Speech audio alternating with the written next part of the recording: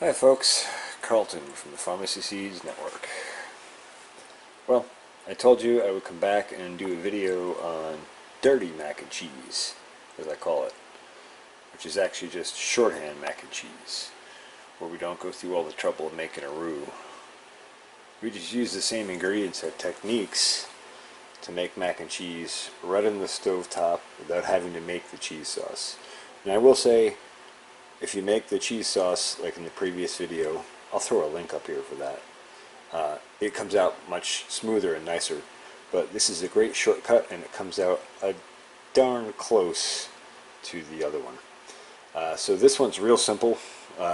We basically just boil the pasta in the water for the appropriate time. In this case it's 10 to 12 minutes, and then we add the butter in.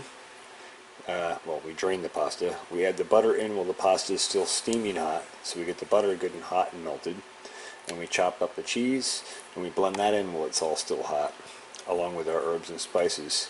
And basically what we're doing is taking advantage of the butter as an emulsifier, the starch that's in the pasta, already inherent in the pasta, and the cheese. And if you want to smooth this out and make it a little bit creamier, you can add a dash of half and half or milk. It doesn't take much. Anyway, right now the water's heating. I'll boil the pasta and then I'll show you. We'll go through it real quick. It's real simple, and it's a great way to make good mac and cheese if you don't want to do something out of the box like that yellow Kraft fake cheese stuff. This is real cheese. So that's about all you need for cheese. There we go, that's all we need. Alrighty, we've been boiling just about 10 minutes. So we're going to shut the heat off and give it a second here, and then we're going to drain the pasta. We're going to come back on the hot burner because we're going to take advantage of that little bit of extra heat to help us melt the butter and the cheese. Alright, so basically you've seen this before, but basically we're going to take that butter and melt it in for the macaroni. Kind of help get it started. Fog up the camera lens real good because, you know, keeps it interesting. And then while the rest of that butter melts, we'll add our herbs and spices. I'm going to add some rosemary, some smoked paprika, and just a dash of cayenne pepper for some spice. Alright, got our herbs and spices in there. And we stir the butter in real good. Sorry about the camera lens there. We stir the butter in real well because that's going to help us emulsify the starch and the cheese together to make this a nice gooey mac and cheese. And then while this is still nice and hot, we start sprinkling cheese in. You'll notice I cut this up extra fine for this because you want it extra fine. And so then we just start mixing it all in,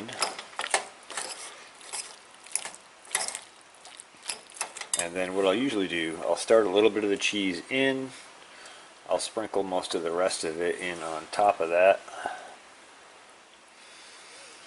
I'll stir it in a little bit, and then I'll let it sit for a couple of minutes on the burner here, and that'll let the cheese heat up and melt, and then we'll mix it in